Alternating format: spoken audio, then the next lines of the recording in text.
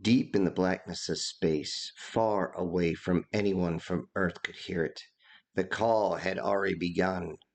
The call to damn the humans started as but a whisper, but now had become a roar so loud that many of the closed societies began to stop all the humans from entering and stopped all human-owned ships from even entering their territory.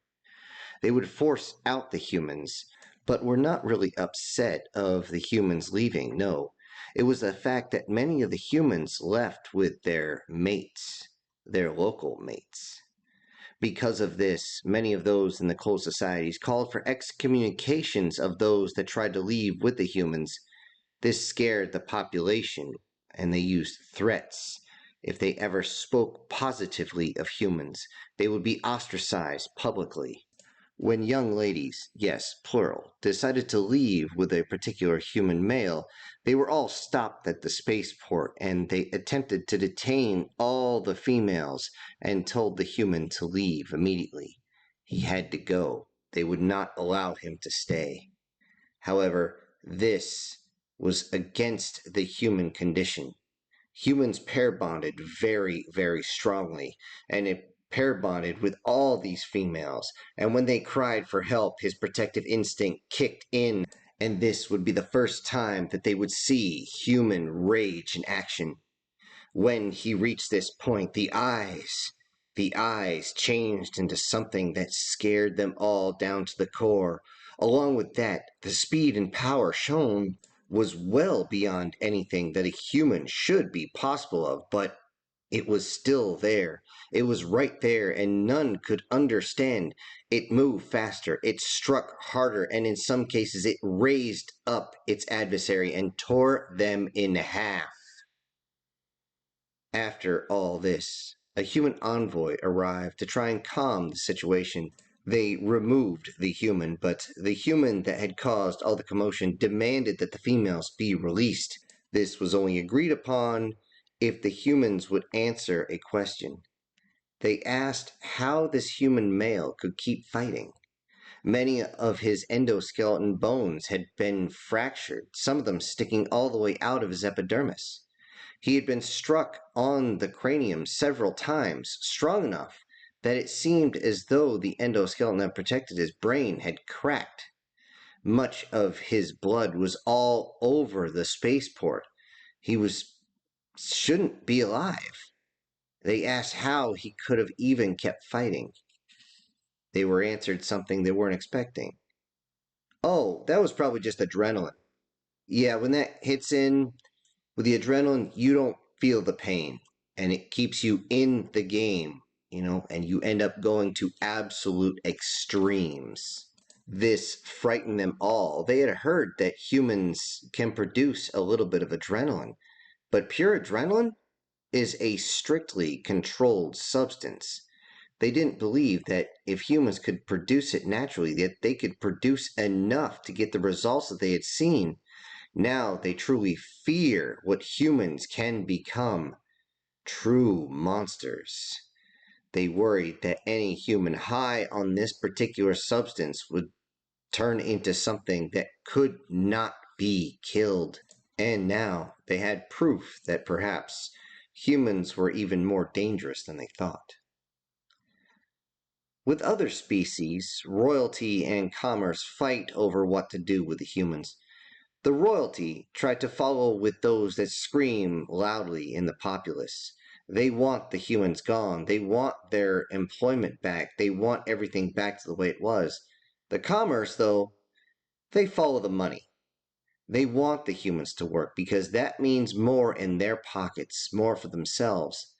Eventually, the royalty pulled their card of "we say so," and the restrictions on humans made it impossible to advance beyond whatever they were hired to do.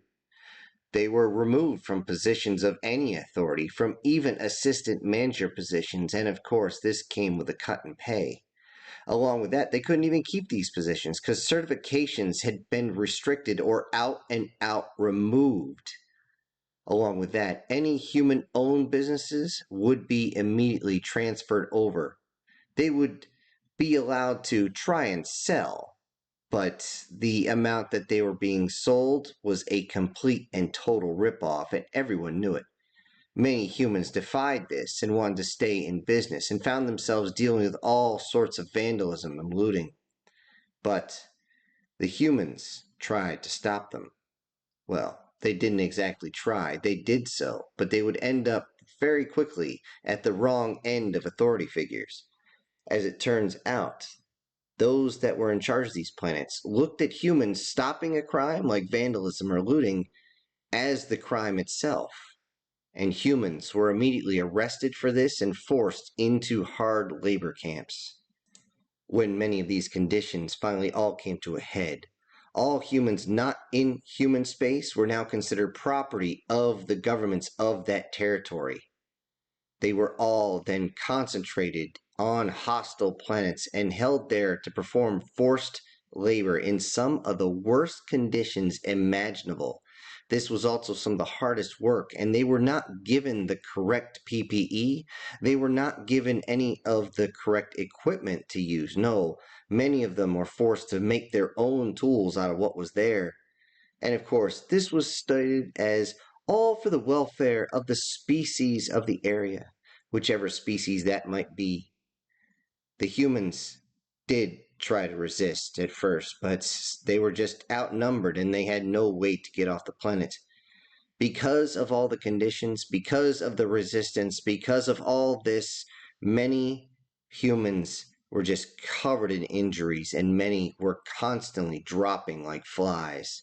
As this was going on, the human governments all voiced their displeasure at this idea. Not only did they voice their displeasure, there came unveiled threats as well, as they asked for the humans back.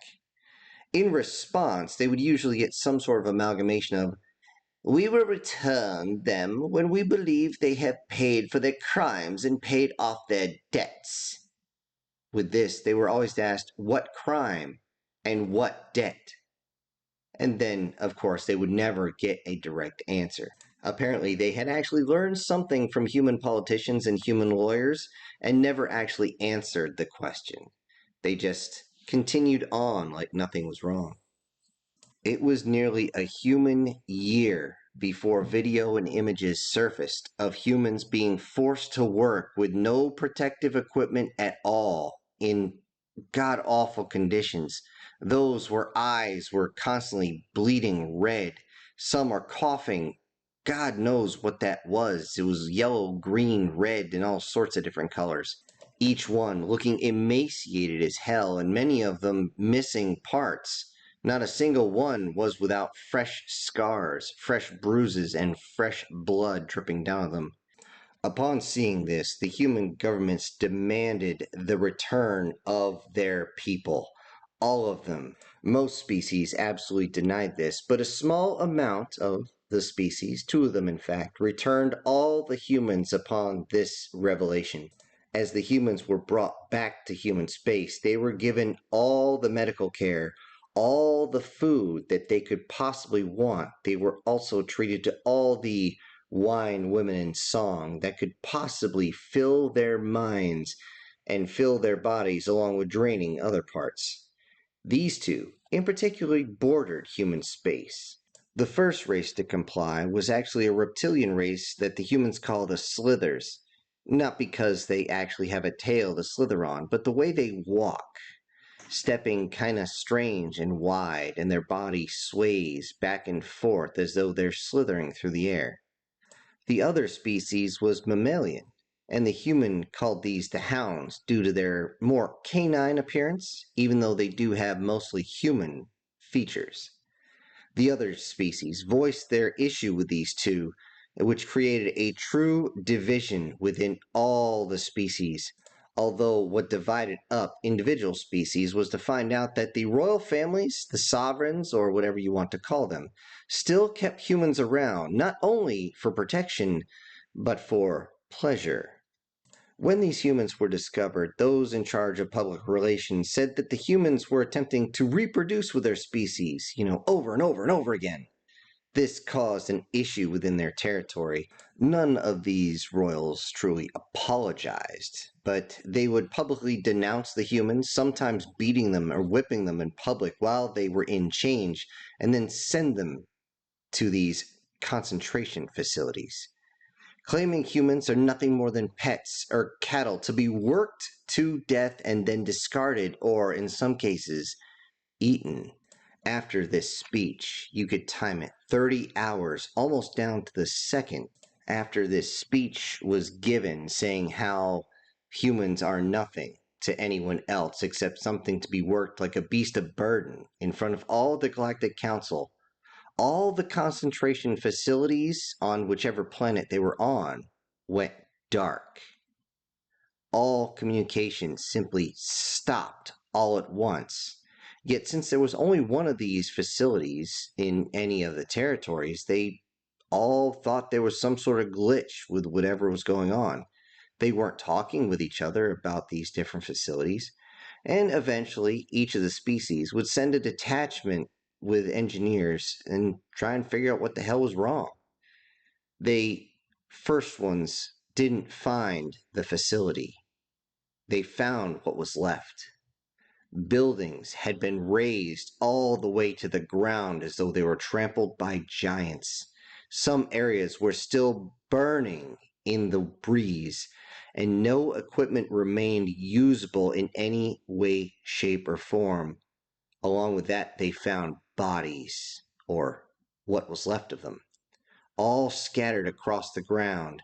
But one thing they definitely didn't find in the bodies was human. But they did find human blood. All other concentration facilities, planets, and stations find a very similar fate. Some left as only craters on the surface, nothing, absolutely nothing left. Stations left adrift as they were torn apart, venting atmosphere. Asteroid mining facilities were just gone. They weren't there anymore. It's like they were atomized. The Galactic Council reconvened after everybody realized what was going on, and everyone demands answers from the humans. The human council members simply stood up calmly and said, "You wouldn't return our people, so we went and got them back." Then they showed video of the emaciated humans on transports. These humans looked like corpses just laying there, except for every once in a while slowly moving, slowly reaching out, most of them barely hanging on to what little life they had. And the Earth delegation simply pointed at them and said, "This is what you did to our people. You're lucky we stopped when we did." Most species called this an act of war, but the humans came back and said, "No, that was a rescue mission," showing the loss of life and commerce due to the human mission.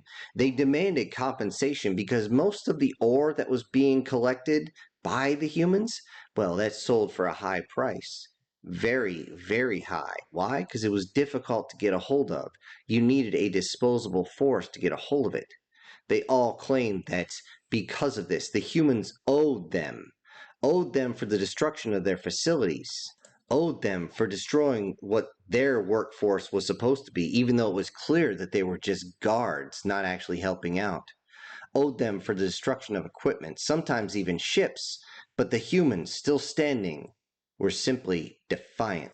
Yet once the humans were told that they would no longer be able to develop anything without assistance from the galactic neighbors they had, and now they would put restrictions on any travel, any sort of development, any type of expanse that the humans would have, the human delegation looked at each other, dead-faced, turned, and addressed everyone.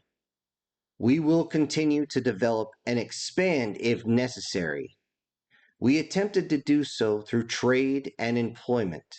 We attempted to be friends with you.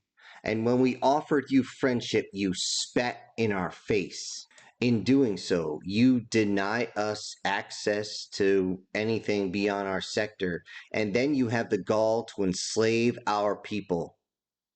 We have dealt with this type of evil, this vile, disgusting sentiment before, and it nearly destroyed us once.